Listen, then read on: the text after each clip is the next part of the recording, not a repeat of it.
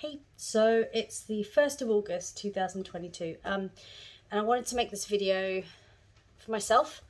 I may share it, I may not, but predominantly this was a video for me at the end of a hell of a day. And I wanted to record some stuff, and hey Badge, if I get emotional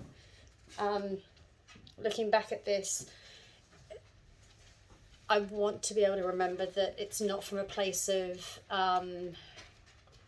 any kind of emotion about the past, that the stuff I'm talking about around the past is more just a way of helping me record that stuff and remember it for my ADHD consult that's coming up next week. If I get emotional, it's because of the impact of today. So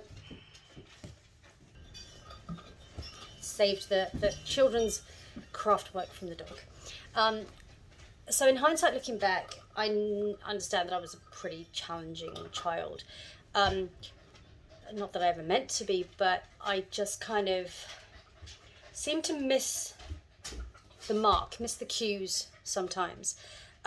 So I was forever getting in trouble for not reading the exam questions, because I'd start reading it, think I've got this, dive in and answer the question, which oftentimes turned out not to be the question. I was forever in the headmistress's office for acting impulsively, so either shouting out in class or reacting to someone who had said something to me or done something to me, whether they had or not, and like hitting them.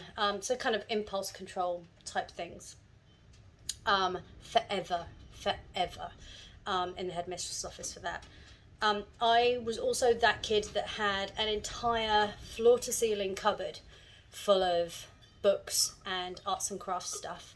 So I could lose days reading books and forget to eat or sleep or do anything else.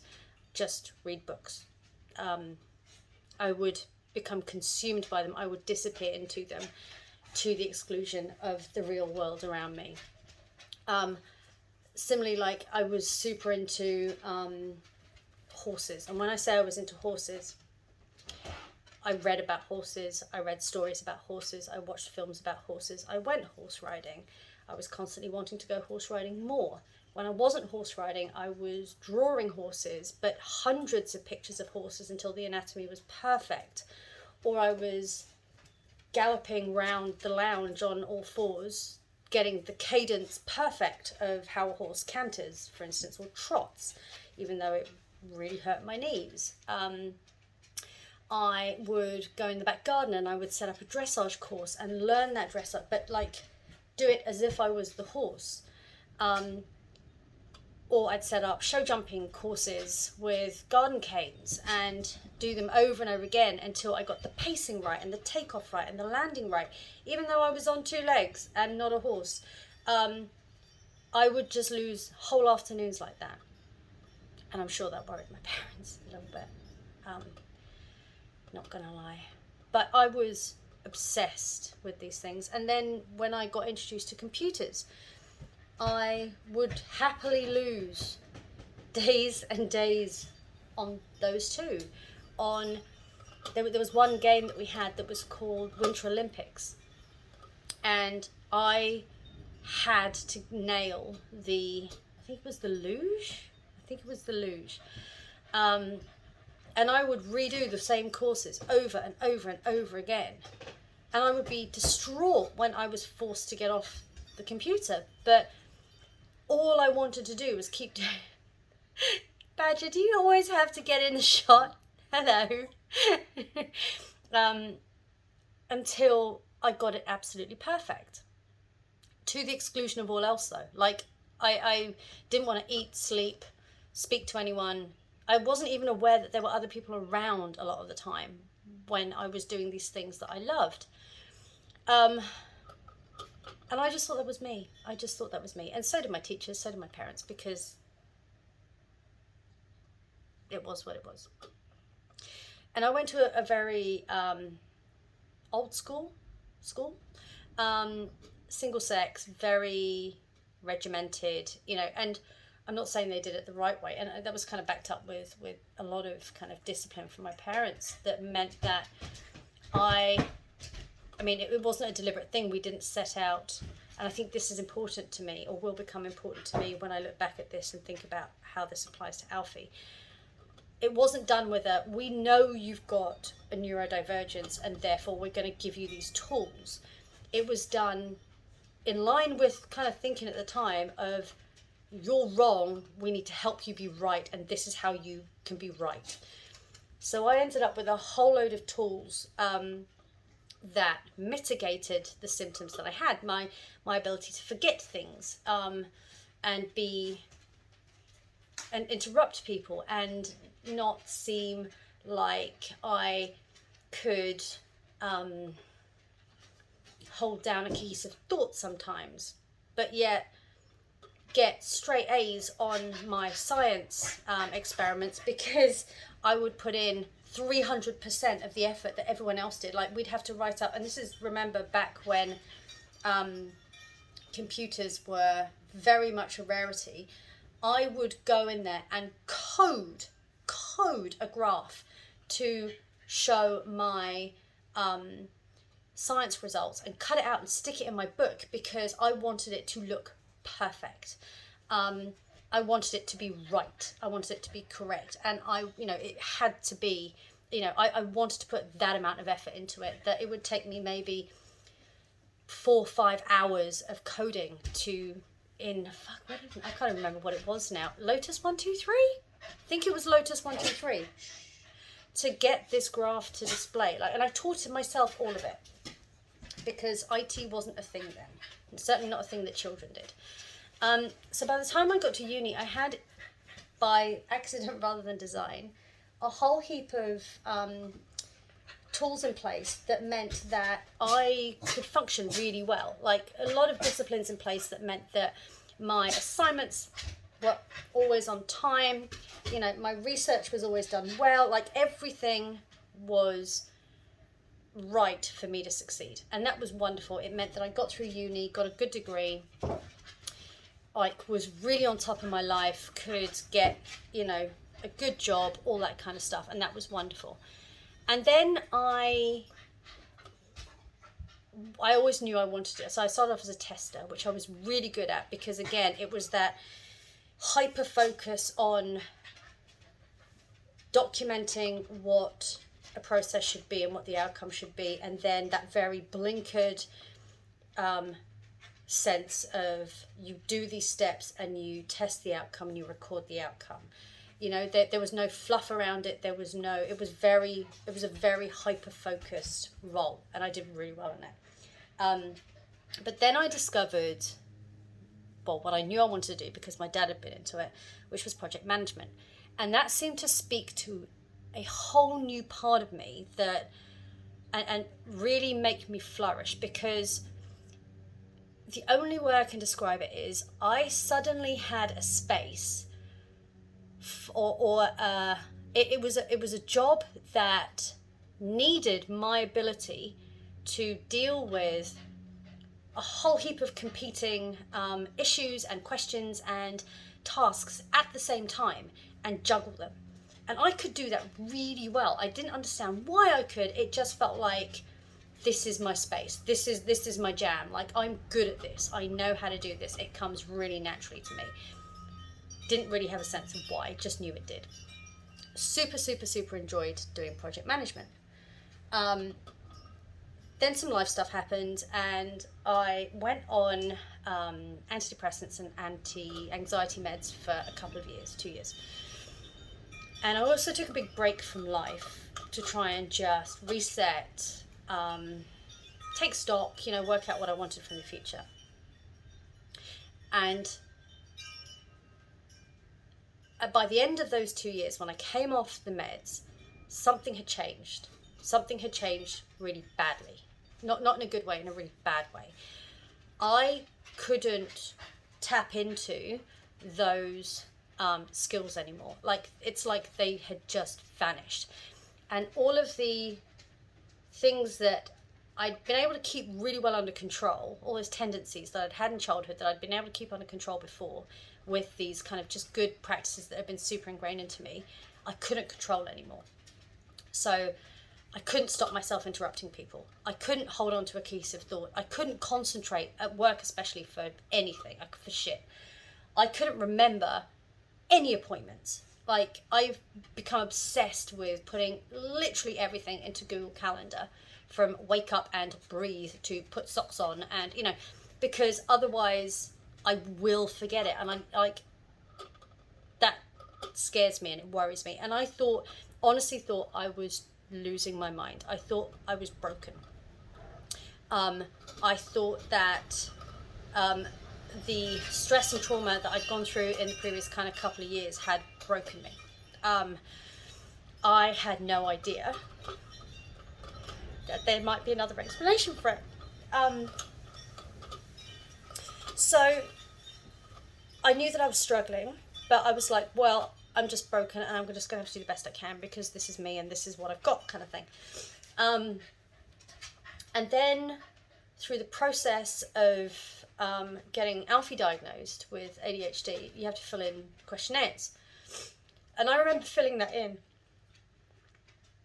And I got halfway down and I stopped and thought, am I filling this in for him or for me?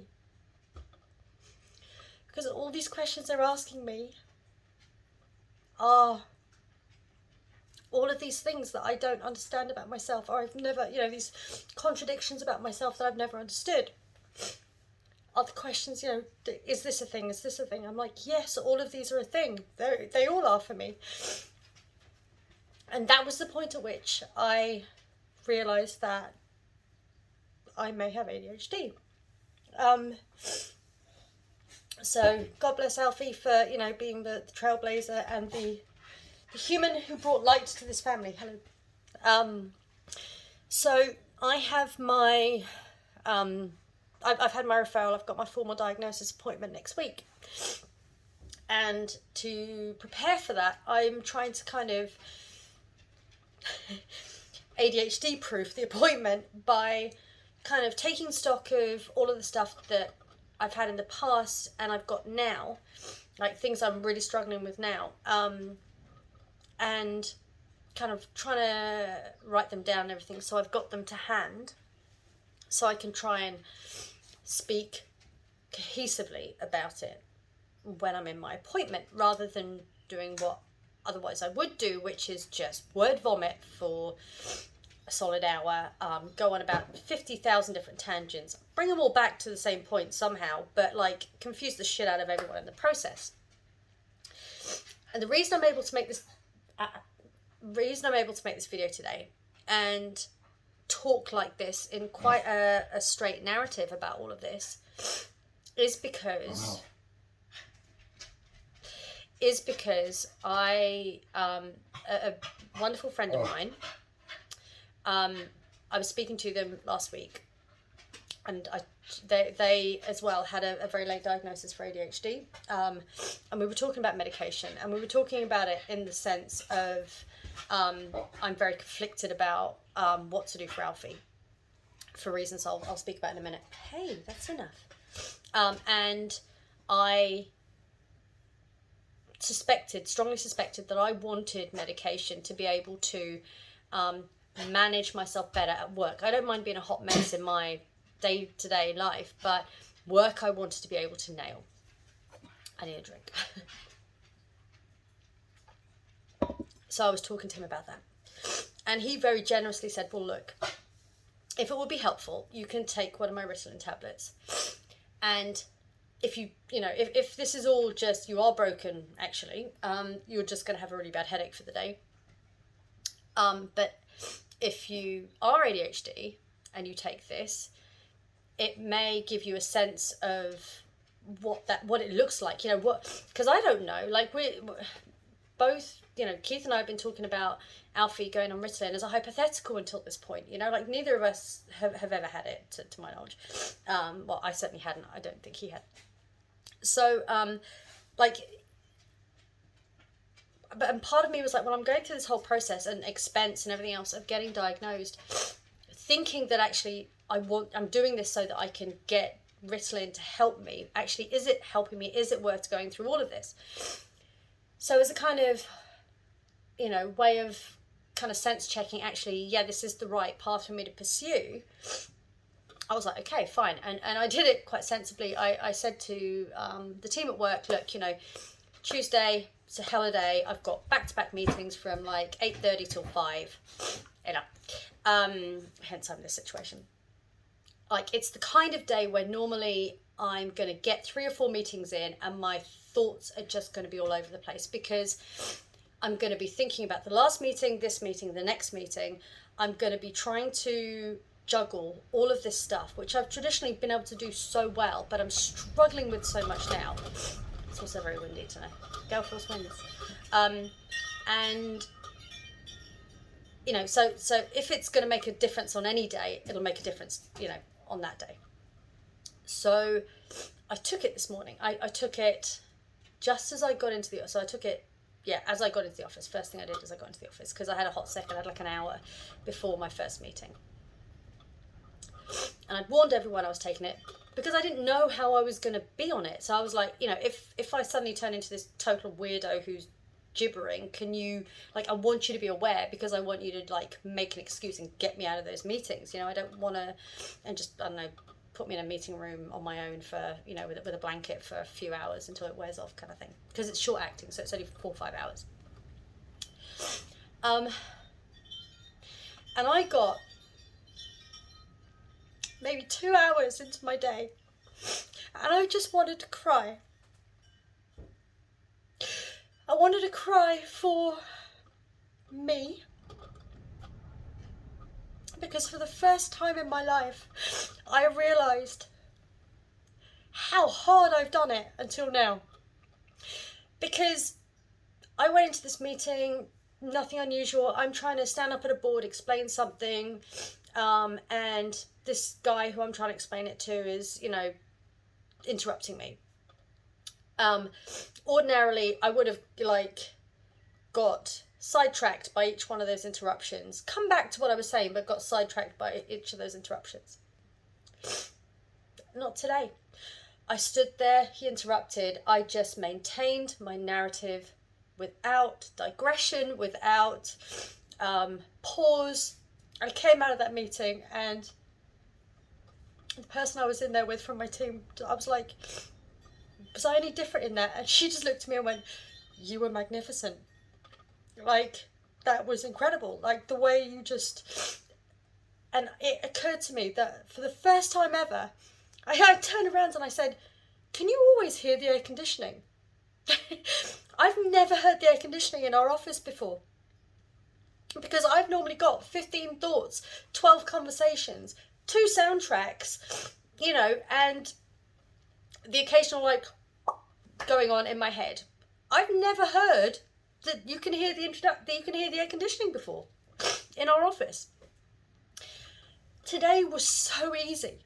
It was so easy to be amazing, to sit in those meetings and to make strong, coherent points over the course of an hour, and then to just park that and move on to the next thing, and to give that my full attention, and to fucking own that, and then to park it and to move on. And I was more productive today and less worn out by it than I have ever been before. Normally I'm bloody productive, but I probably, if you drew a line from A to B, I will always get from A to B, and I will do pretty well at it. I went A to B today. I didn't go like that. I feel like I have energy to spare. I feel like I have brain power to spare. I feel like I've just done a day at work. I don't feel like I've just run 3 marathons back to back, which is how I normally feel at the end of the day. And there's a bit of me that's so sad for me, that I've done it so hard for 44 years, and I had no idea how fucking easy neurotypicals have it, and how fucking easy I could have done it all along If only I'd known. And also relief. Because I'm not broken. And I didn't realise that I wasn't broken. And I do now. And that's really fucking cool. That's really fucking cool.